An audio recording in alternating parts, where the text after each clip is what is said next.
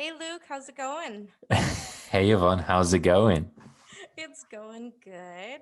It's going good. We are at the end of November, Mm, meaning we are on episode 3 of On the Road to Damascus. this has gone so fast, but what a journey that we've been on. So, episode one was Do You Have a Dream? Do you have a dream? Yeah. And episode 2 was Do you have purpose? And so, episode three is what? Who am I? Who am I? Or who are you? That's our Who are question. you? Who are Who are you? you? This question, we had a conversation. I think the important thing with all of this is for everyone to understand that Damascus experience is an experience and that God takes us all on an experience, including ourselves. And yesterday we filmed this podcast. And as we were filming this podcast, we came off the podcast and both of us went, no, that wasn't it. And it was really interesting because it wasn't what we were saying, because we were saying some great things and great points. It was the fact that we were having an experience that we were learning from at the same time. So to all our listeners and watchers, now we went away, and we really spent some time thinking about what is it about this topic that is so important, and what is it that we want to say to you guys in our own experiences. And obviously, you and me have had different experiences to do with our identity. But I'd love to start by asking you a question, Yvonne, if that's okay. That is okay. Identity. I know that you've mentioned before that after your children, you struggled with bipolar, Yeah. which is like obviously a massive shift to do with identity. Could you explain to us how that experience was?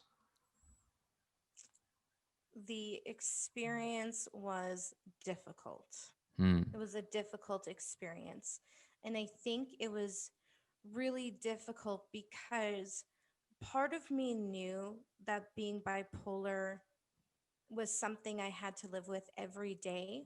And so sitting there and getting up every day and taking your medication, it wasn't, I didn't feel it was a bad thing, but the other half of me knew this is who I wasn't meant to be. Hmm. And it felt like there was a war inside my body fighting for control of who I was.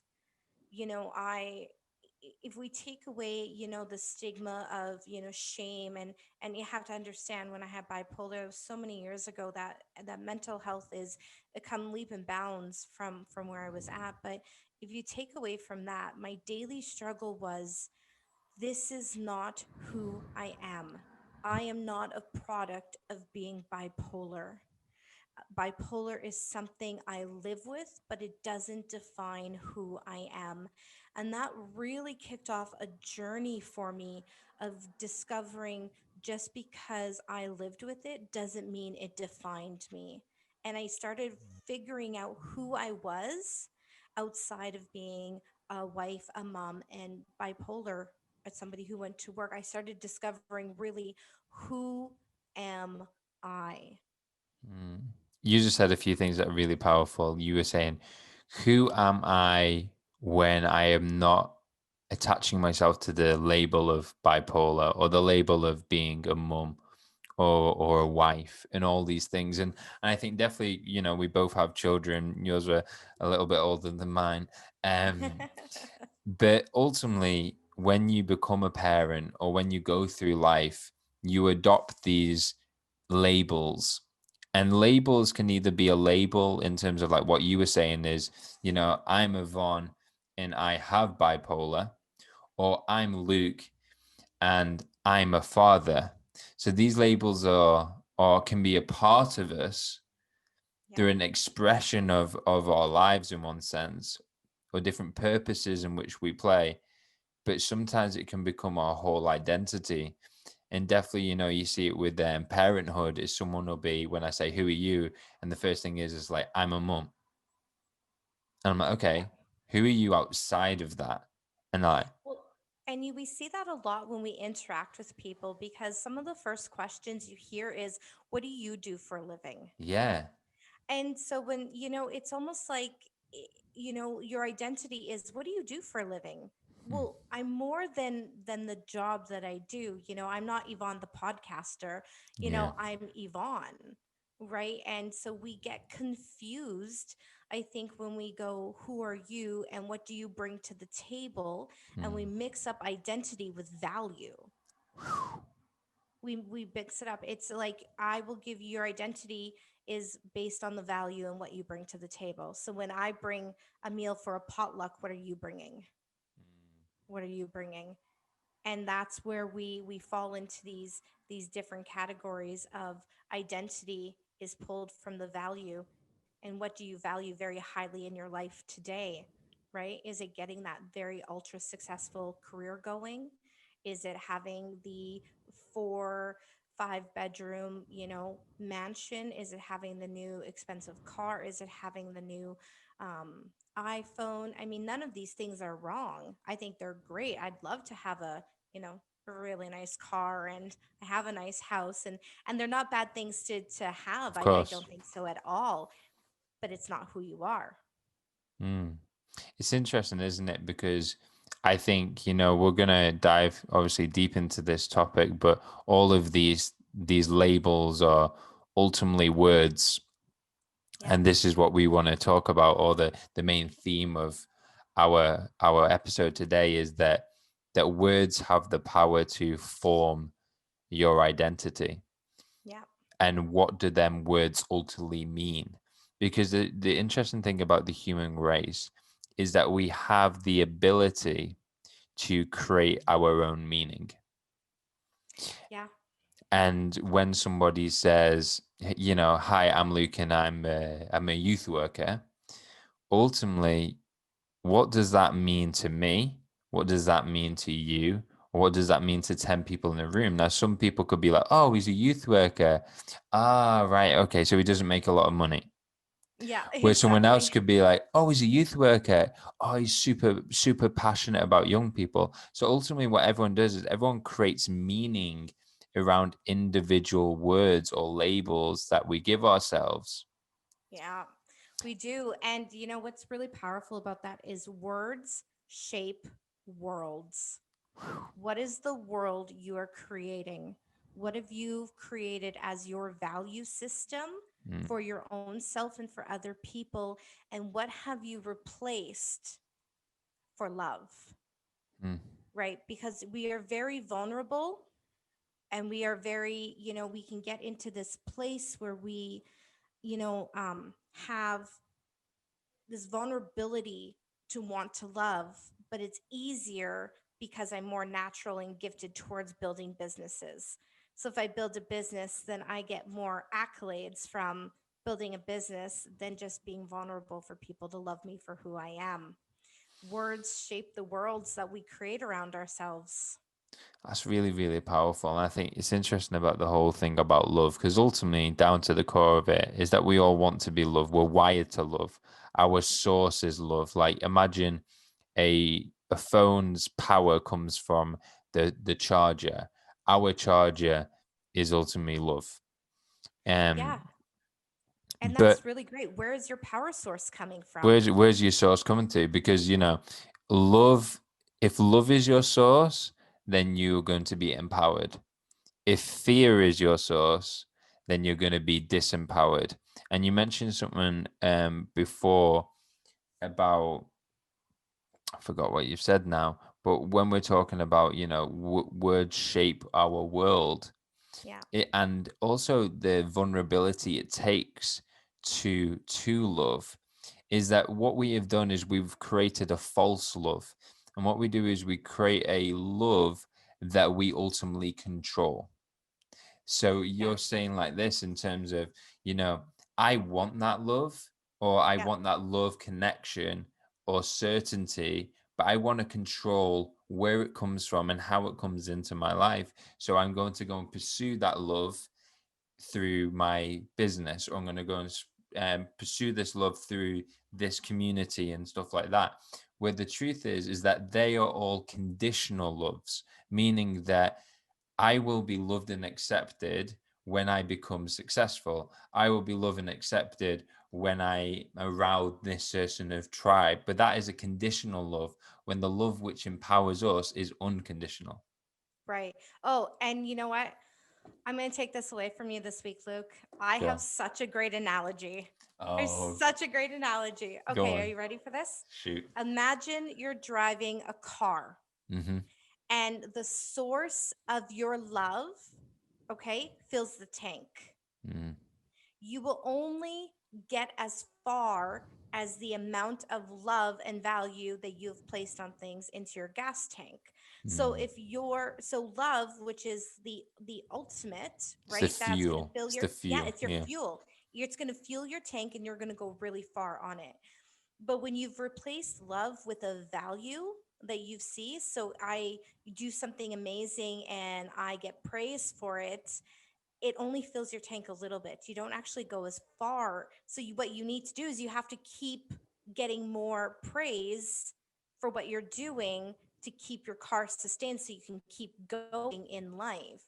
And Mm. really, you're creating a very unhealthy circle, like a merry-go-round, and now you can't get off of it, because if you get off of it, you won't get any more of the praise and the value for what you're doing. That's that's really that's you smashed that one out the park, didn't you? That was a good I one. try. I try. And So it's go let's on. Luke, let's explain why we're talking about love, right? Because Mm. everybody's tuning in and they're like, okay, we're here to hear about identity. Why are we talking about love? Because ultimately, the reason why that love is the fuel, we say, for the Yeah. human nature is because it is ultimately our source. And what I mean from that is that we have come from that love. So the way that I describe it is this, because this all sounds very gooey and very right. So Right. Ooh, lovey-dovey. exactly right. So let's say this. Let's do the whole universe thing, Okay. because everyone loves the Universe. universe. Trust in the universe, or I am the universe. All these Yeah. things, right? Yeah. Yeah. The universe being creation itself. Yeah. So the creation, the energy of creation is love. That's how I describe it. It is love. And the reason why it is love is because it was made by love. So Yeah. my thing is this: is everyone goes, "Oh, do you believe in the universe?" I'm like, "Yeah, too, right? Have you seen it on Google? It's the so I believe in the universe. I believe we have a universe. I believe in the fact that everyone goes, "Oh, we are all energy and we're all part of this universe." I'm like, "Yeah, 100%. Yeah, I'm with it. Science, that makes 100% sense." Yeah. But my thing is like, what created the universe? Yeah. Because the universe isn't eternal. And we know that it's not eternal. Science has proven that the earth isn't going to last forever. Like, we don't last forever. So there's this sense of it's not an eternal, meaning it has an end. And if it has Yeah. an end, then it must have had a beginning. So Yeah. ultimately, when we talk about creation, or when we talk about the universe and trusting in the universe, because that's what a lot of us want to do as our guide or as our source, is that we are, when we're trusting in the universe, we are leaning on our own strength, Yeah. because ultimately we are the universe. We're part of this universal creation. So we're leaning on ourselves for our own source. But ultimately, when the universe or when ourselves we're not plugged into a source, it Yeah. dies. Yeah. It dies.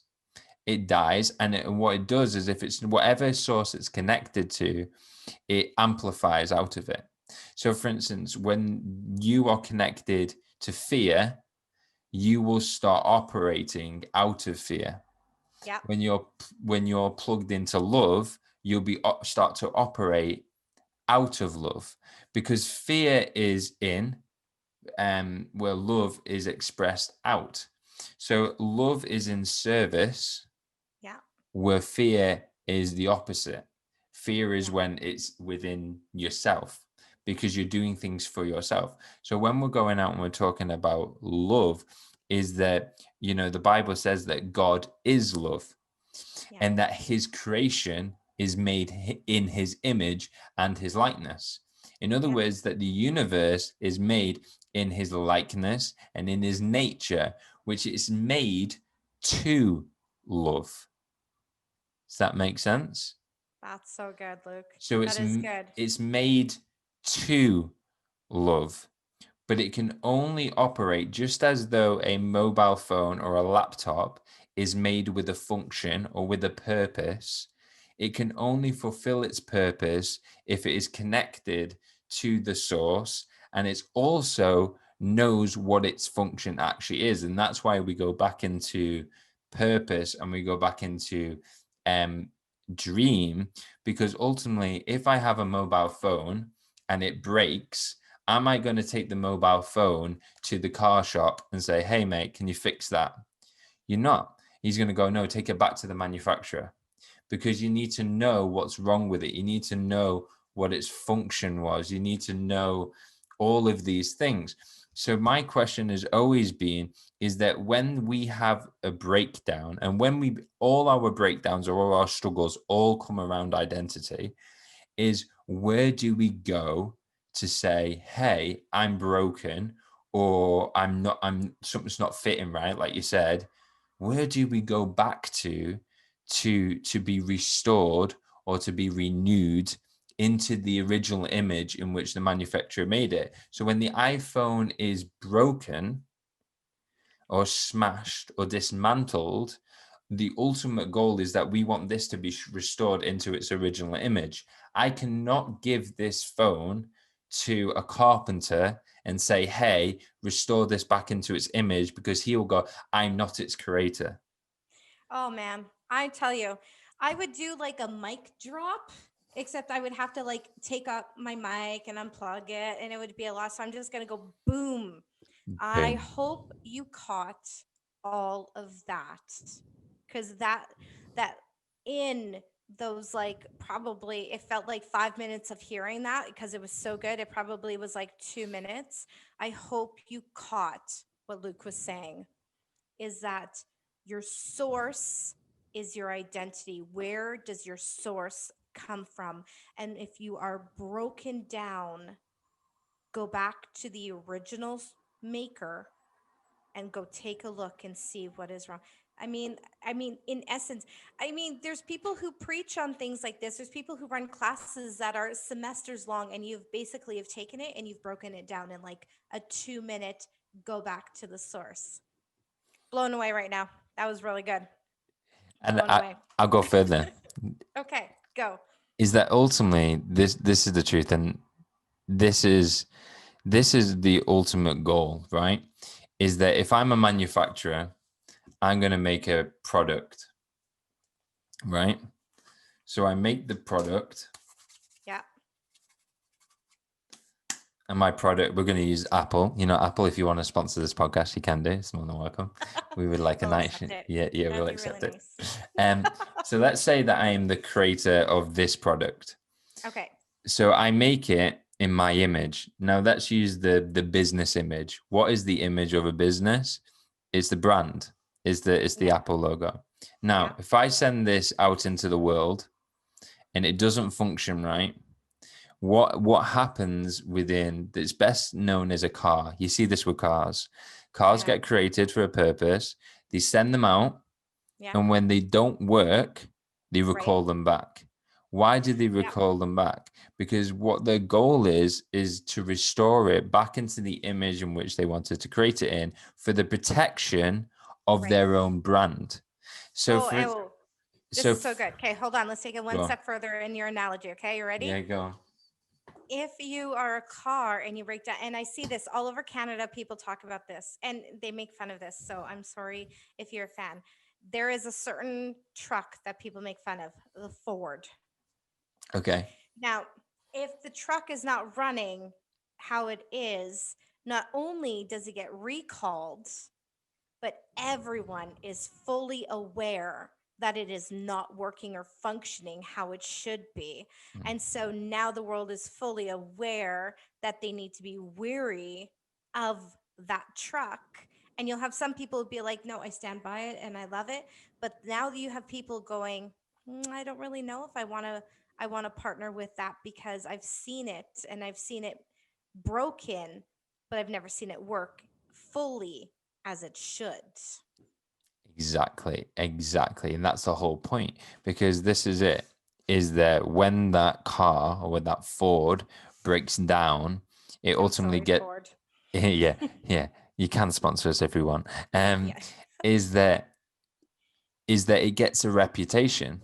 So what Yeah. happens is people go, oh, you want a Ford because I have a Ford. And you're like, I don't want a Ford because I've seen Fords go like that. But let's say that you've got to understand this, is that the creator of that Ford truck first knows its purpose, Yeah. it knows its function, it has a vision for it.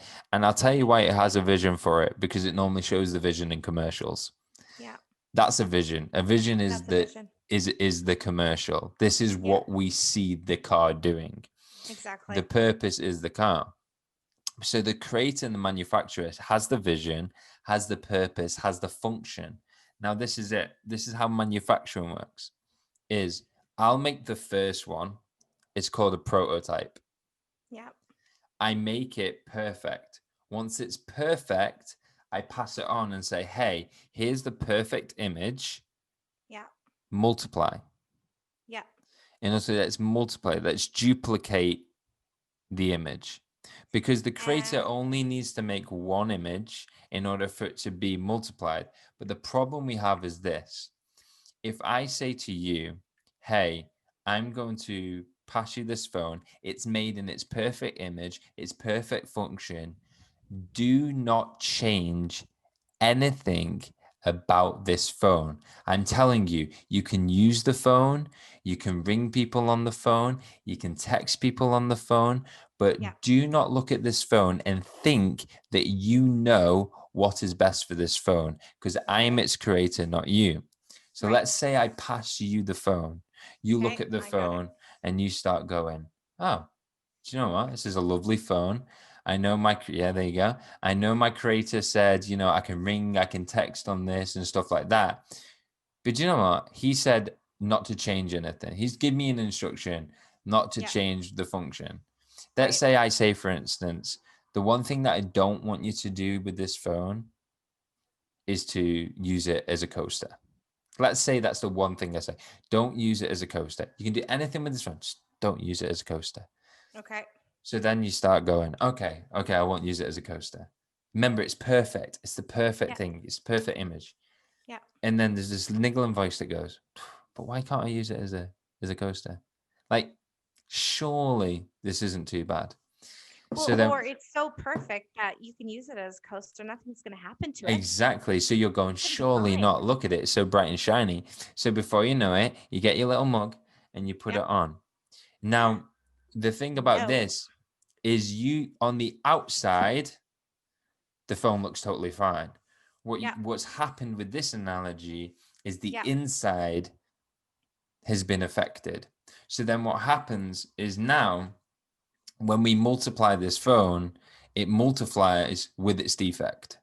So Yes, now it you does. have multiple phones out in the world that have this defect because somebody did something wrong. Or even better, for this analogy, a better way to explain it would be this: is me giving the creation, and then for instance somebody making a part or adding a part because they Yeah. think it's going to make it better, like modifying the part, but the modification ruins the phone. And then what happens is this modification gets put in all the phones, and then all the phones are now modified. They think it's better, but it's Yeah. actually so much worse. Now they're out in the world. What does everyone start doing? They start going, Modifying. yeah, modifying, Or they're multiplying, malfunctioning. malfunctioning, they're not working. So now Right. what happens? So now the creator goes, Yep. whoa, whoa, whoa, whoa, whoa. I've got all my phones out there now, and they're all failing. This looks Yeah. bad on me Yeah. because I didn't make it in this image. I didn't do it that way. I didn't do it. You did it to yourself. But because of my image for my own glory, Yeah. for my own representation, I'm Yeah. going to make a new phone and I'm going to send it into the world. And now Yeah. this one's going to multiply And make it like this one now. and make it like this one now because this is made in the original image in which I Yeah. created it. I gave you one at the beginning and I'm And giving I'm you giving you one one now. now. So Yeah. now you know. So Well, now you know, right? And I love that. That's a great way to explain the manufacturer, right? The power of where we're coming from and being modification. And so let's dive into some of the modification of what that looks like, mm, because modification looks from can be many, many different things. Modification can be a generational thing. yep. It can be, like you grew up in a household where you had to prove yourself, Mm, where maybe you felt unworthy to be loved.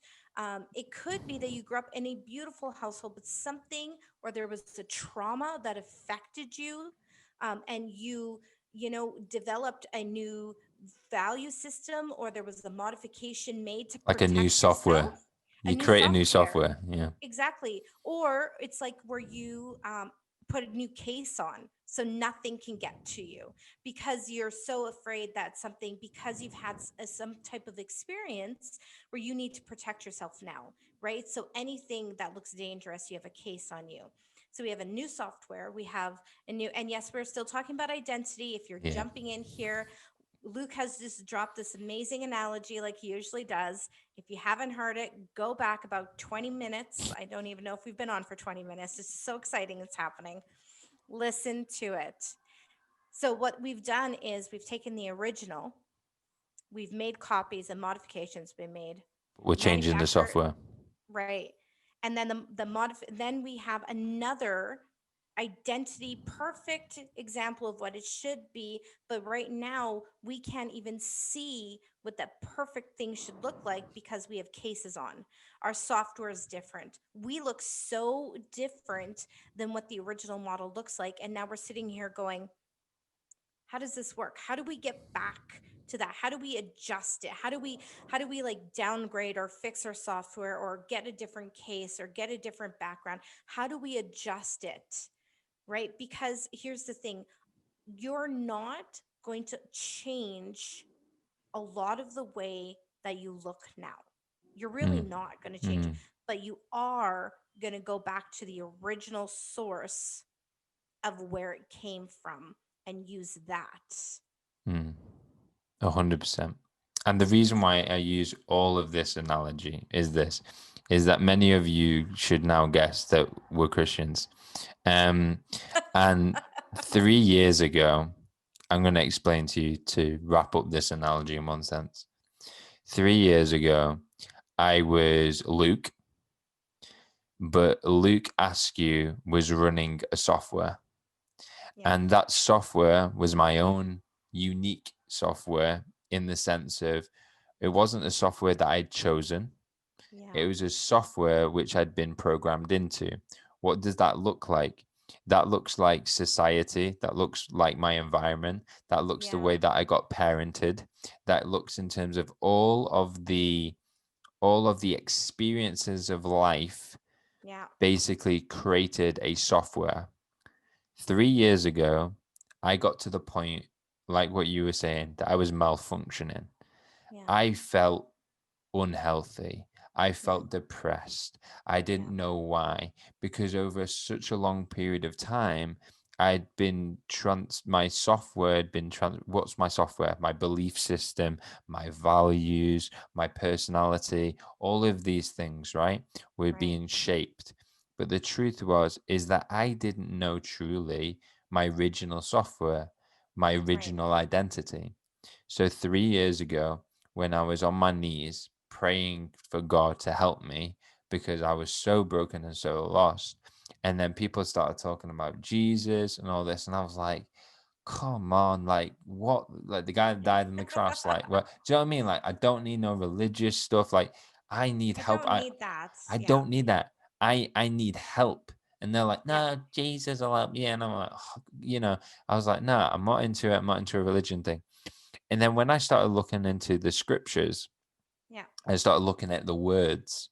Mm-hmm. And it starts to talk about being restored and redeemed and Yeah. all of these things in one sense. And then I read Genesis, and Genesis talks about, you know, that we were made in his image being the original software in which we were created, and that Jesus came to in his image to restore people back into his image.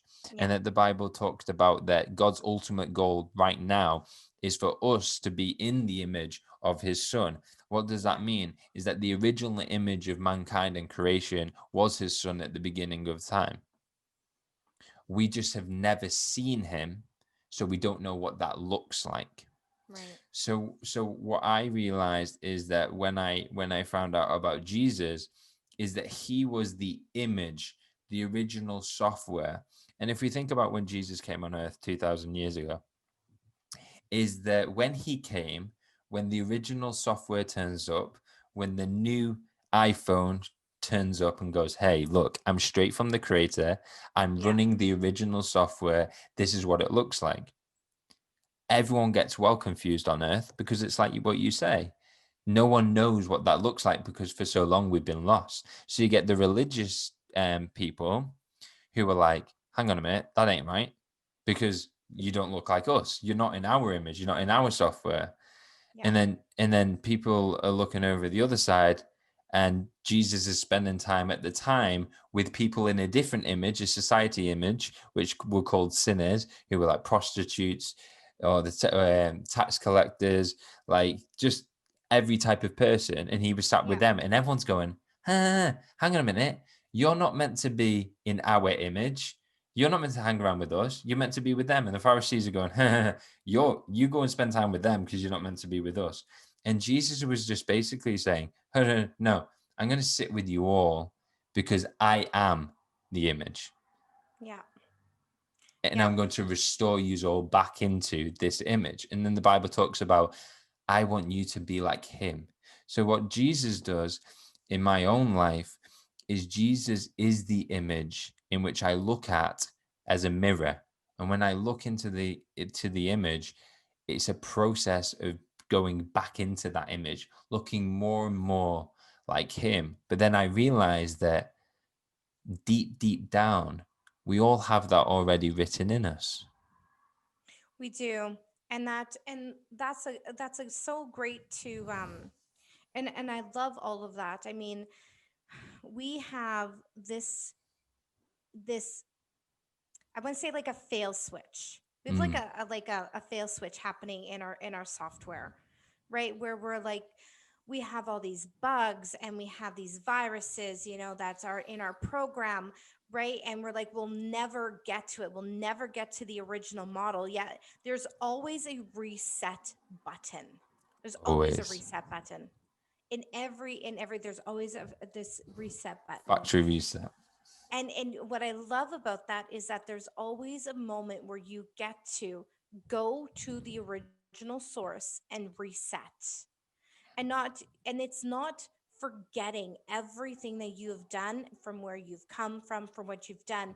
What you're doing is you're actually taking the program that you were designed to be, and now you get to do it.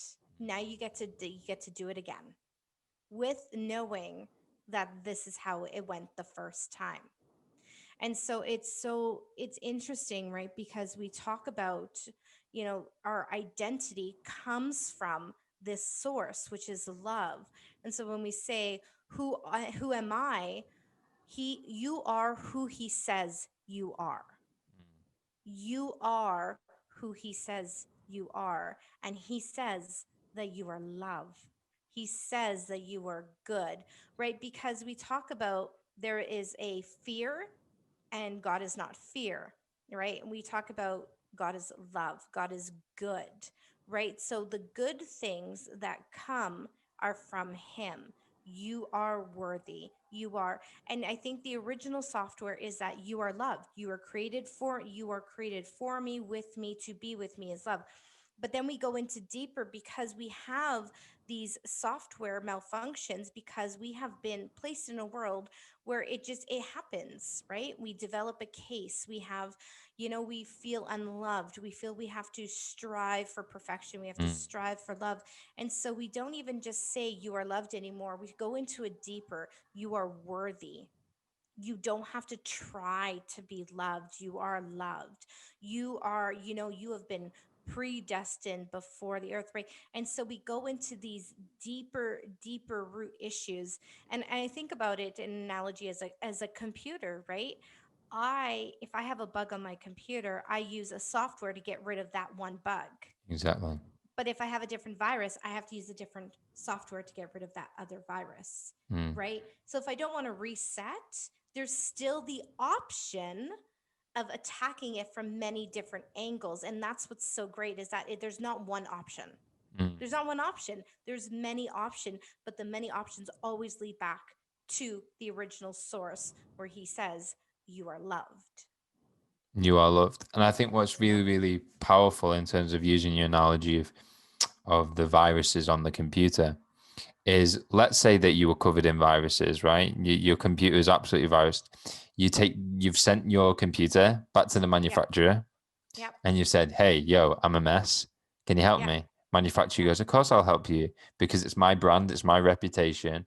And, Yep. I made this to perform and to Yep. prosper. So, yeah, Yep. factory reset. And he Yep. sends you back the computer. Now, does that now mean just because you can send it back to the manufacturer, just now because you now know that you can send it back to the manufacturer and he's going to reset it all the time, does that mean that you should still go on all the sites that are going to give you the viruses?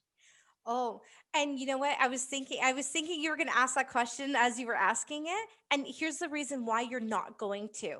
Because you're going to get on the computer and it's going to run like you've never imagined it to run before. So you're going to get on there and you go, I didn't know my computer could do this. I didn't know it could be so fast. I didn't know I could do all these things. And instead of going back to what you were doing, you're going, I didn't know it could be like this. Mm, And that's why when we go, who are you? It's not that we go, who are you now? What is the computer you have now? We go, look at what you were meant to do. Look at what you mm, were created to be. Not that you are successful, not that you, but just look at what you were created to be and how beautiful that is. mm, And I know for myself that was the biggest story of my identity journey. The biggest, when I was finding my identity and I had bipolar and I was struggling as being a mom and struggling being a wife because I mean it's hard. Like it's just hard sometimes. And I remember I grew up in a home where I was told many times that I was unworthy. And many times I was told that I actually didn't deserve to be loved because I was not appreciated for who I was. And that I had a lot of software glitches. And those glitches seeped out in every part of my life. It seeped out in being a wife, it seeped out in being a mom, it seeped out in being a friend, in my work, it seeped out in every aspect because I was operating with these glitches. And I remember one day when I was at a conference and I was so excited. This is a place I wanted to go for a really long time. I got six of my really great friends to go with me. I mean, we flew there. This was like, I was so excited to be there. And the moment I walked into a room, my software started glitching again, going, you're not worthy to be here. You're not worthy to be here. And I was devastated because I really wanted to be there. I knew a big part of me was like I was supposed to be there. And my software kept going, you're not supposed to be, like this alert, like we're going to shut down right away. And a friend of mine looked at me and he said, you need to go take a walk on your own because your software and those viruses are like seeping out of you onto other people, right? you're And so infecting other people. you're affecting other people. And so you need to go take a walk and you need to go figure out, like how are we going to, figure out your virus? Go figure it out, Yvonne. And not in a mean way, in the most loving way. Mm. And as I was walking down this industrial part of California, which, walking across the interstate and looking at these mountains and looking at this bright blue sky, And I just stood there and I said, why am I even here? What is the point? I thought I was supposed to be here. Why am I even here? And the most profound factory reset I had in my entire life was when I heard him say to me, your mother didn't make you, your father didn't make you. I made you for such a time as this. When you realize that your identity doesn't come from your mother and father, and especially when you come from a broken home, when your identity doesn't come from your world around you, your identity comes from him, something changes. It resets who you are. And now, instead of going the way that you used to be, now you're putting on the apps on your phone that are getting you to strive, to thrive, to push into. And all of a sudden you're going, I didn't know it was like this. Mm. Is this what it feels like for people who walk in their identity? I did not know this existed. Why are we not talking about this more? That's probably why we're talking about it today, because it's not that we're trying to talk you into doing something. We just want you to hear that it feels different, and it's different, and this is our experience. And we hope that people have their own experiences when they start removing some of the malware in cases that they have put around them. That's so true. And your own, and everyone gets to a point in their lives where they say, if I can't factory reset, I don't know what to do. Yeah. And the simplicity of asking to for that reset, asking for the forgiveness in one sense that you've malfunctioned so much. But what the beauty is this, is that the forgiveness comes because you don't know. And Jesus says something really profound just before they're on the cross, or he's on the cross, or whatever. He goes, Father, Father, which is the manufacturer, Yeah. please forgive them, for they do not know what they have done. In other words, he was saying something so profound, which he was saying, they don't know what they're doing. They don't know who they are. They don't know who they're crucifying. They don't know what they're doing. Yeah. Please forgive them. And the manufacturer's there, and he goes, and it's this realization of going, oh my gosh, they don't know what they're meant to look like. Right. And and one of the things I really want to touch on is that just because you have, and we're going to keep with this analogy going, just because you have Yeah. factory resetted, and just because you have found out who you are, that doesn't mean that you're not going to catch a virus again. Preach. It does not mean that you're not going to. I mean, just because I had that experience, it didn't mean that I came back and I was like, oh man, I am loved because he loves me. No, it was, I still had a bunch of things I had to work on. I still had a lot of pain that I had to go. And so I went to counseling, and I Yes. went to marriage counseling, and Yes. I learned how to be a better mom, because here's the thing, I was operating out of a new system. I had to learn how to operate out of that, not out of the old system. And when we learn our identity, it's not that everything gets better. It doesn't get better, because it doesn't get better if you don't know how to operate out of the newness that you were just given. Mm. And so when you find it, you sit there and you go, I have pain. Go to counseling. Counseling is nothing but the most amazing experience you're going to have in your life, because you're going to deal with things that you didn't know that were there. If you don't want to do counseling, get into a community group and go dive into some things that you need to. Okay. You start learning how to love yourself. Okay. not out of the old operating system, but the new one. You learn how to love your spouse, your boyfriend, your girlfriend, your whatever you want to do. You learn how to love out of that. Learn how to love your family. You learn how to love your children. And most importantly, you learn how to love the world the way that it was meant to be loved. The Mm. reason Jesus came was to die for the world, to love the world. And now we're just going to be doing exactly what we were meant to do, was to love the world out of a place we were meant to love the world. And I love what you were saying about it doesn't mean that you're not going to catch a virus, because the viruses of the human race are the belief systems, the values, and the habits of this world. This world has a big ass virus, and that is its belief systems, its values, and what it believes to be truth. So Right. when you're living in this world, the Bible talks about for guard your heart and mind. Why is that? Because the Bible is saying, hey, you have to think about and question all the things in this world and go, just because somebody says this about me, or just Yeah. because the world says something about me because of my appearance, or because of my family or my demographic, Yeah. is that truth?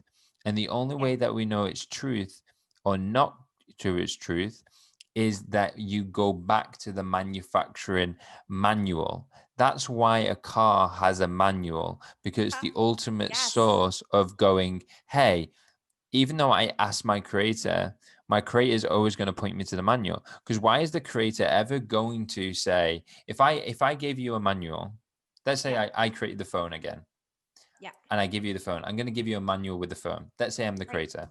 This Right. is what I'm going to say. This is how I'm going to communicate with you.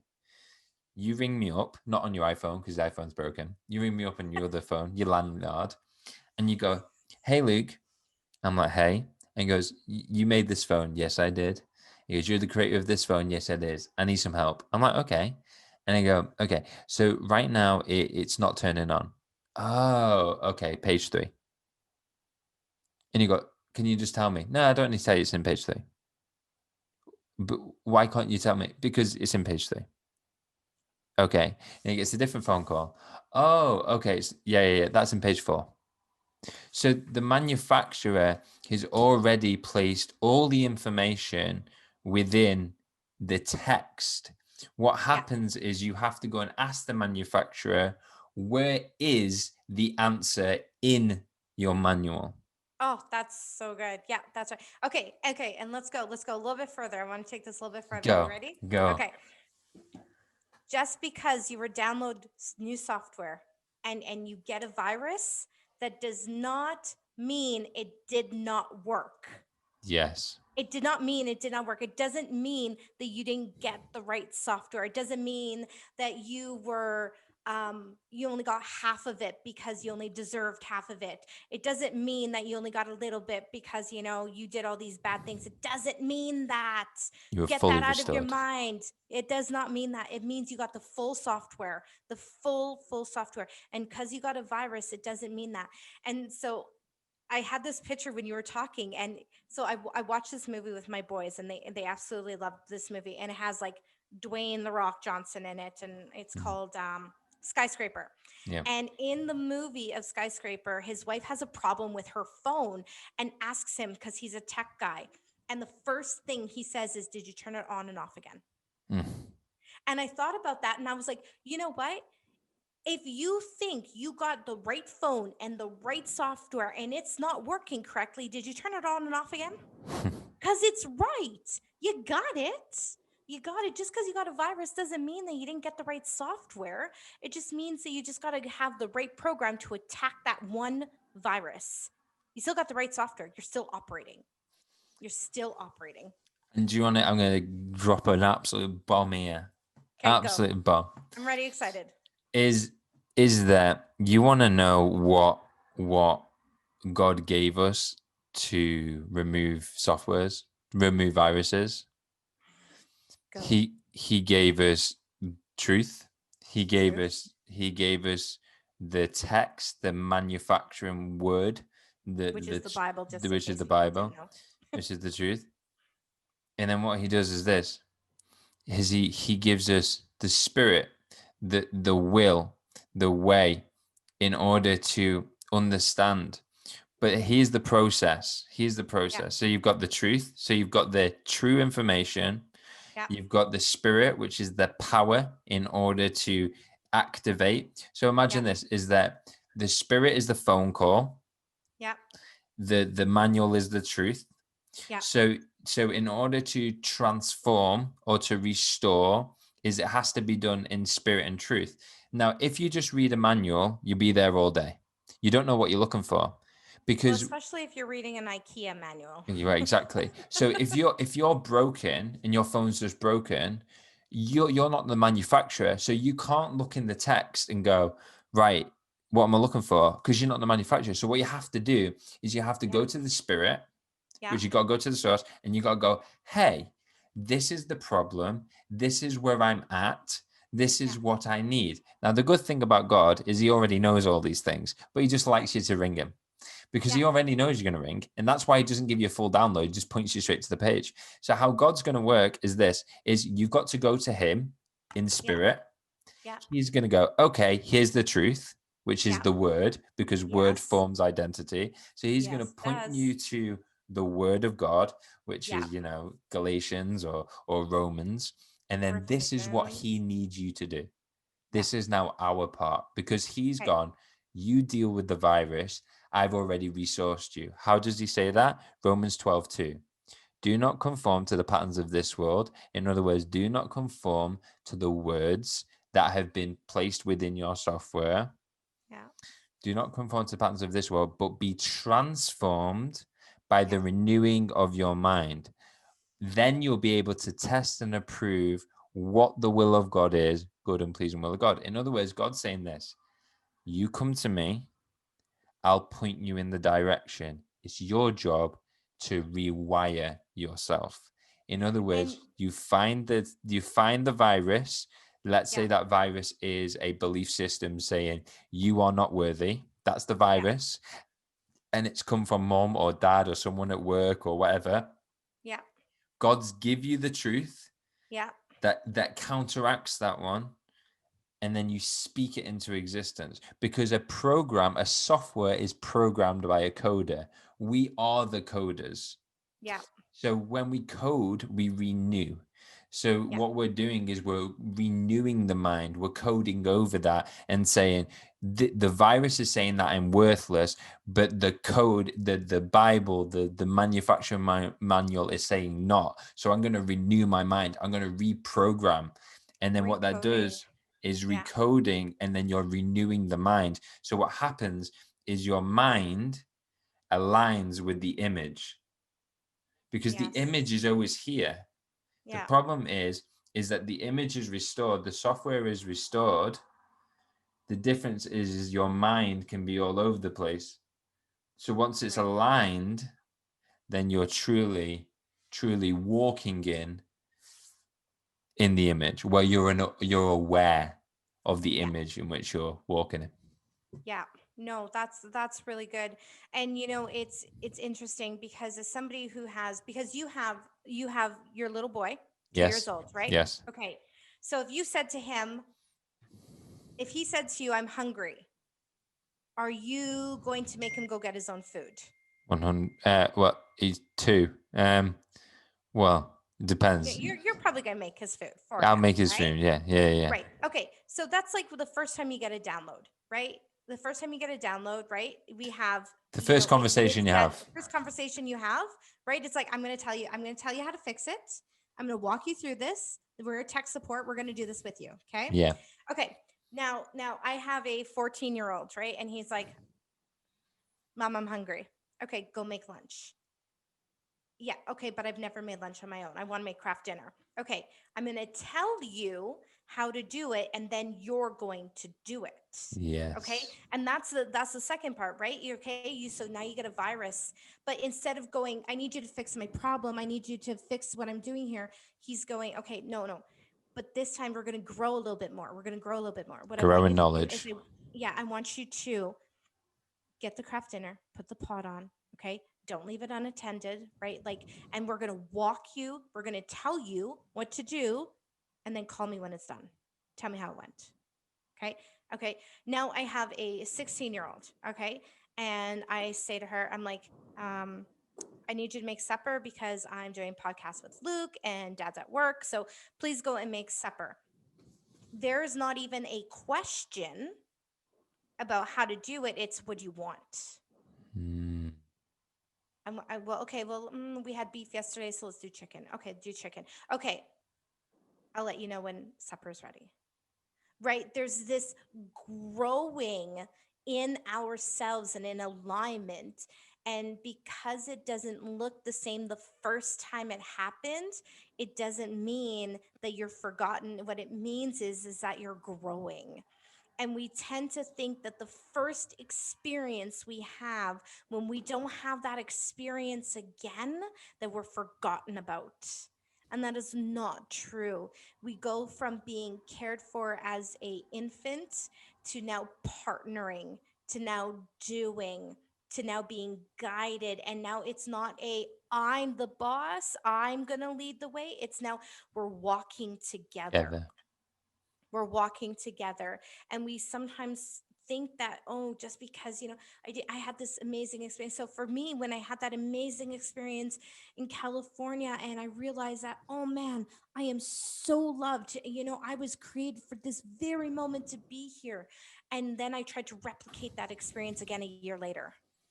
But no matter what I did, it wasn't coming because it wasn't about needing to know I was ultimately loved. What it needed to be done is, Yvonne, who are you? And how are we going to prepare you to send you into the world? Because it was came from a different place. I didn't need to know I was worthy of love. What I needed to know is that I had a purpose. And then I had a dream for the world. And then all of a sudden, I went from not feeling loved at all to feeling so loved and growing in something. And my identity started building in layers. We started with the foundation of love, and then we started building in layers of identity until we had a fully formed identity walking out into the world. And now, instead of a virus seeping everywhere into people, my my software was love, and my love started seeping everywhere for everyone. So good. So good. And I think there is one story that encompasses all of this, and it's from the Bible. It's Joseph. Okay. So here's Joseph. That's not one. Here's Joseph's Yeah. experience, Yeah. his Damascus experience, Yeah. his encounter with God. Yeah. God tells him who he is, Yeah. his identity. Yeah. Definitely. He tells him his purpose, and he gives him a vision, Yeah. and it comes as a dream. Joseph gets all of this from God. And when he has this experience, is the most profound experience, the most amazing experience. It's an experience that he just wants to shout from the rooftops. And that's exactly what he does. He goes and tells all his brothers, this is what God said about me. This is the vision that he's given me. This is everything that God has done for me. And what in that moment he's been told his true identity. And he's like, yeah. Now, what they're seeing is the opposite. They're saying, not a chance, mate. You don't look like that. And then also, because it's not their vision, their personal identity, their vision for Yes. their lives, they get jealous. So what And they they can't do, see it. and they can't see it. So what they do is they condemn him and they sell him and they throw him down a well. And then he goes to Egypt and he gets sold. He gets sold to an Egyptian man, and then Joseph, who God said, by the way, you're going to be king and everyone's Mm-hmm. going to bow down to you. By the way, Joseph is 17 at the time. So God tells him as a young little whippersnapper that, hey, this is the Whippersnapper. image. Like, this is the guy that I Yeah. created you to be. Yeah. You're made in my image, my likeness, and this is the dream, the purpose, and the function. And he's like, wow. but right now he's at the bottom of a well. Now Joseph is crying out to God. Then he gets sold as a slave in Egypt. Now he's working in Potiphar's house. Now he's just working. Now, this is amazing thing that happens is that Joseph knows his identity. He knows what God's saying to him. But the difference is God isn't going to tell him again because God's already told him. Yeah. What God's doing is he's going to help him get to where he's meant to be. How does God do that? He gives Joseph favor in the eyes of Potiphar. What does that mean? Is that Potiphar gives him an opportunity. He gives him an opportunity to grow. Yeah. He gives him responsibility. Why do you think that he's given him responsibility? Well, if you're going to be a king, you need to be taking care of this house the first time. So what Yeah. God's doing is he's preparing him for by just working in this little home. Yeah. Then from there, what happens? People get jealous again. This man's wife tries to sleep with Joseph, and Joseph's like, no, that ain't happening because I know what God has for me, Yeah. and this isn't happening. So then he gets thrown into prison. Now, this isn't changing anything about what God's saying to you, but do you know what's crazy? What? Joseph is in prison Yeah. and he knows he's a king. Yeah. Everyone else is calling him a prisoner. Right. His The identity then circumstances of the world. are calling him a criminal. So the Yeah. world's calling him a criminal. Joseph's there, I'm a king. Yeah. Two guys come over, the cupbearer and the baker, and they need dreams interpreting. Yeah. Now, God gave Joseph a gift, and his gift was to interpret dreams. Yeah. The Bible says that your gift will make room for you. What does that mean? Your gift will take you to the vision in which I gave you. It's a part of the process. It Yeah. isn't your identity. You're not the dream man. You're not the dream guy. No. You're a king Yeah. made in my image. But Yeah. you're gonna use your gifts to get you there. So he interprets the dreams. 2 years later, these guys go to Pharaoh, who's the king of Egypt at the time. And Pharaoh has a dream and he needs a dream interpreting. Yeah. What does that happen? Well, the guy goes, hey, I know someone who can interpret dreams, a prisoner. And Joseph is there. He's learned how to run a house. Yeah. He's also running the prison as well because Yeah. God gave him favor in the prison. So he's already working on his gifts. He's showing his gifts. He's stewarding his gifts. Yeah. And then at the right time, and at the right moment, and in the right season, Yeah. he goes to Egypt. He interprets the dreams. And then Pharaoh turns around because God gave him favor in his eye. And he goes, I'm going to make you the king of Egypt. Everyone else was surprised. How could a prisoner become the king? But Joseph knew he would be king from the beginning of time because God showed him. His first experience, when we have an encounter with God, God calls out who you are, He shows you your purpose, and He gives you a vision for your life. But if you keep placing your identity in your gifting, and if you keep placing your identity and you want validation for who you are, you want God to keep telling you, hey, you're the king, you're the king, you're the king, you're the king, that isn't going to help you grow. He's going to say, you're a king, I'm going to show you what's within you. Right. And that's really true. We tend to get our identity and then go, everything's going to be amazing from here. Everything is going to go. And, it's like, it's like when as parents, you're like, my kids are never going to watch TV, and Yeah. other parents laugh at you. And They're never going to because, play in an iPad. and so when people are like, oh, I got my identity, I never have to worry about things again, everything is going to be great, and you chuckle because the thing is you won. No, you'll never have to worry about anything again because you'll know who you are. But two, that doesn't mean that the outside world is not going to throw waves at you. It's not that everything is going to be perfect. And my example of that is that I knew my identity. Probably I really, really solidified and fell into and my identity 4 years ago. My identity, calling, purpose, and authority happened 4 years ago, all in one. And then a year later, my house burnt down and we lost everything. And I remember the very next day, I stopped in to go see some people, and they were really sad, and I cracked a joke, and somebody was like, "How can you laugh right now?" I said, "How can I not laugh right now?"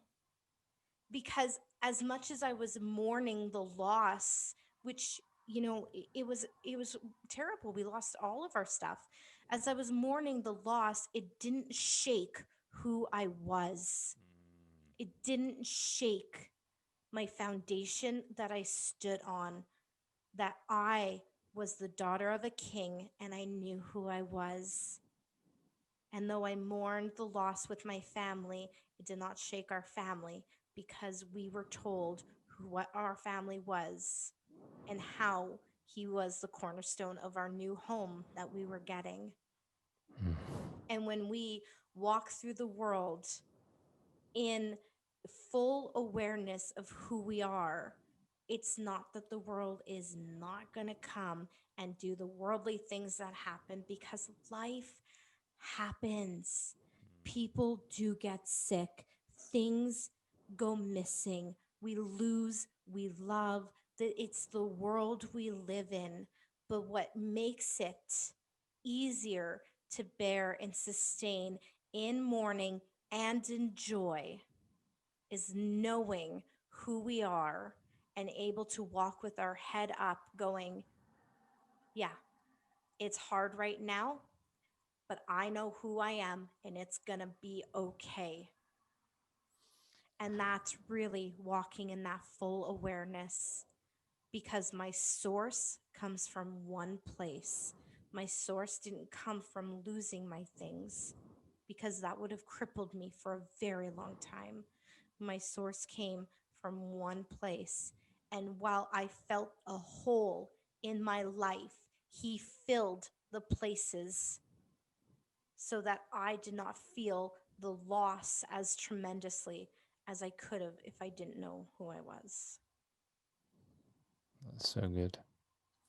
I think this episode, or I hope this episode has helped people to think beyond the circumstance, beyond what the world has told them, beyond what they believed was truth. And I think the reason why me and Yvonne wanted to start Damascus Experience was because we had an experience ourselves that Yeah. that showed us or introduced us to our vision, our purpose, and our identity. Them three core beliefs that were the foundation of what we stand upon. And sometimes, even myself, I have to remind myself of them three things, because God's told me, I know them. But just like what you said, is that if I'm not constantly meditating on them or believing them or being careful or remembering, things of the world can pull you away from them. But it's still my foundation.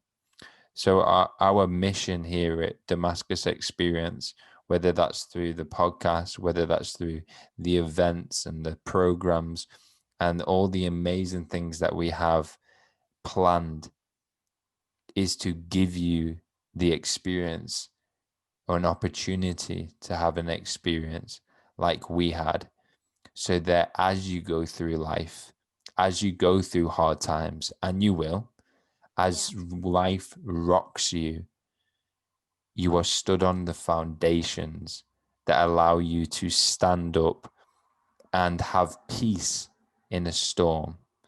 Because having peace doesn't mean that the storm isn't coming.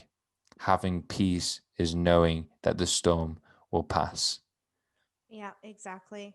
And to end our podcast, there's a story in the Bible where Jesus is asleep Mm. on a boat and there's a storm, And the disciples come running and they wake him up and they're like, "Do you not know we're going to die?" And it's amazing because Jesus wasn't scared. And for a long time, I thought, oh, I shouldn't be scared when things are happening. Mm. I shouldn't be. What I realized is that they would think that that would happen even though he was with them. Yeah. Storms will happen even though he is with you. It's not that we think that we shouldn't be afraid, though we shouldn't be afraid. We're going to feel it sometimes. It's okay, right? But let's remember that we shouldn't be afraid because he is with us, right? So storms happen even though he's with us. So when we decide that we shouldn't do that, something's wrong. I did something wrong. You did nothing wrong. You did nothing wrong. Stand firm in who you are. The storm does pass. The night turns into morning and it comes. So yeah, 100%. I'm gonna end on that, which is Yvonne, so exciting. I can't. This was such a good episode. Hey. this was such a good episode. It was lovely to speak to you about this topic. And it's a longer episode, I believe, but I believe hopefully it is an episode that blesses so many people. I'm going to just say it like always, guys. If this episode has blessed you, then make sure that you share it with a friend or a family member, and also reach out to us. If you're somebody that says after these 3 episodes, which I believe is such a foundation on which we are going to build upon, if you're somebody that is saying right now, you know what, I want a Damascus experience, I want to have an encounter that you guys speak about, I want to experience the things that you're saying, then reach out to us. And we have so many things planned in the future, things that you would not believe, to help facilitate this Yes. experience and help give you the wisdom and the guidance to help you build and to understand what you are going to face on your journey. But it is not our job to tell you what to do on your journey. Our job is to show you the path. Yeah. That's why on the road to Damascus, doing life together on the road that we call life. Amazing. Guys, I hope you enjoyed this week's episode, and we will see you all next week. Bye. Bye.